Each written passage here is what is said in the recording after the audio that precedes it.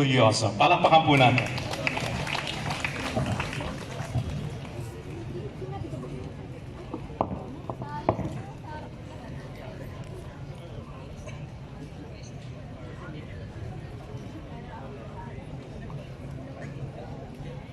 To foretell the destiny of a nation, it is necessary to open the book that tells of our past.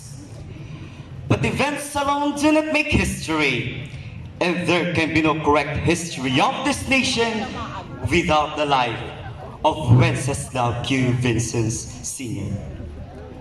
He may have died, betrayed by a fellow Bicolano, stabbed by an enemy's bayonet. But up until this day, the glory of his martyrdom still resonates. The uprightness of his character still lives on. To the representative of our Governor Edgardo Italiano, Honorable Christopher Joseph Panotes, Honorable Josefina B. Italiano, to our board members and mayors across the municipalities of Camarines Norte, department heads and division chief, to our PNP Provincial Director, Colonel Marlon Tejada, to Sir Abel Icatlo, and to the staffs and organizers, guests, friends, ladies and gentlemen, good morning.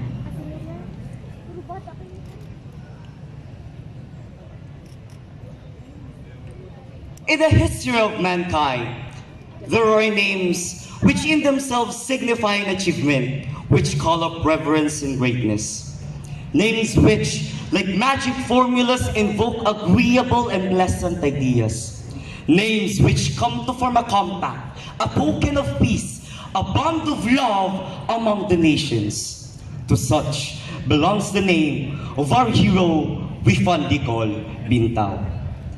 77 years ago, Wenceslao Q. Vinzons stood his ground against a formidable enemy.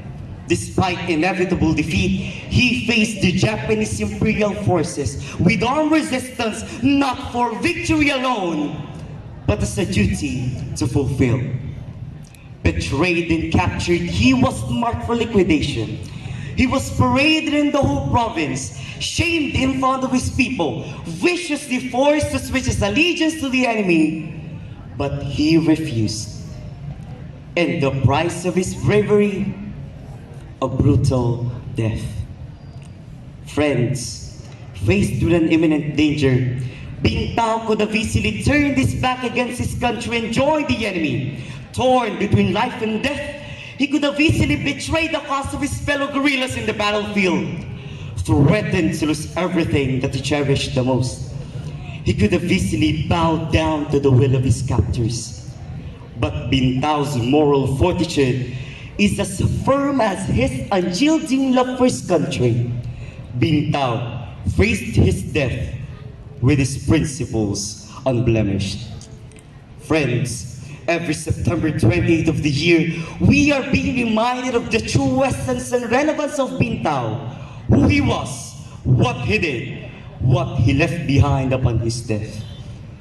But knowing Bintao is different from doing Bintao.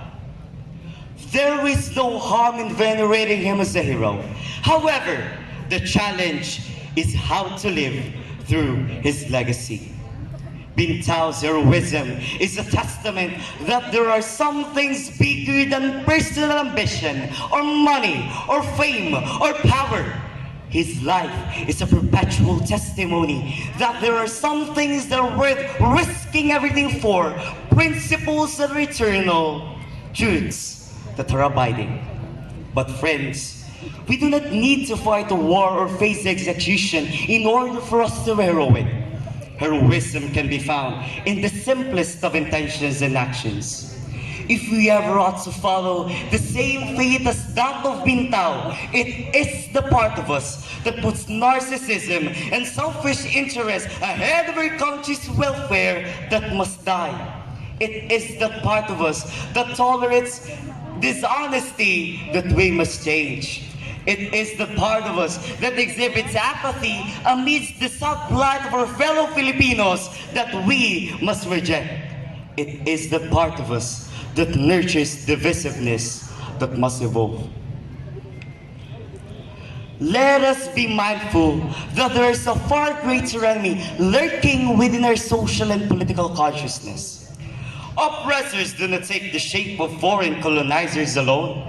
It is in the form of any government officer that steals. It is in the form of undisciplined citizens who will not even abide by simple traffic rules. It is in the form of cynics, naysayers, and bashers who only criticize but who are not willing to be part of the solution. Ladies and gentlemen, this is what integrity is all about. Vintao's path to greatness is a path of integrity. And if each one of us will follow the same path, if each one of us will abide to the same measure of devotion he professed, then we, as beneficiaries of Vintao's martyrdom, can continue his fight. As one nation, let us create a future devoid of all forms of corruption. Together, let us build a new social structure defiant against the onslaught of discrimination and inequality. In an era where the government and their society is in a crossroad of corruption and values, in a crossroad of major opportunities, it takes a man with dignity and moral fortitude of Vintao to discern the right road to take. Distinguished members of our provincial government, ladies and gentlemen, Vintao is dead. What is left of his mortal remains in his final resting place is beyond visit and homage, lost in a place undisclosed, in a grave unmarked. But we, his people, do not seek him among the dead. Vintao lives in our heart, in our mind. As such, the work goes on, the cause endures, hope still lives, and his dreams shall never die. And as we honor the greatest man the humble town of Vinzons has given to the world, let us all work in unity in making his life a model for uprightness in government and society. Together, we will endure. United, we will prevail. If not in the glory of a dazzling achievement, at least in the nobility of a completed task, faithfully done.